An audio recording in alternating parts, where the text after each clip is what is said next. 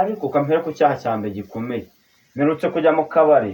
n'iki ku ndaya ndebaho cyo ni icyaha ndi busaba imbabazi. Cya kabiri nanyweye inzoga nariye ibintu byinshi bitari byiza amatabi menshi mano bimbabare pastor nsabira umugisha. Uzwo kuva nagera ku pastor aribwo numvisha umuntu wakoze ibya biremere akosesha ko numva icyaha cyo gusambana ari cyo mushyira imbere kandi icyaha cyo gusambana cyabaye bure kuko ukuntu nakubonye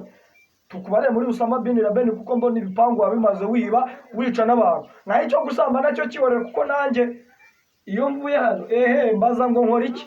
pastor gace k'umugati n'ibya byose nakubwiye n'uburyo nivuyemo ko bakubwiye ko kwa pastor bahajya kave murusha ahubwo tuza aka gace nako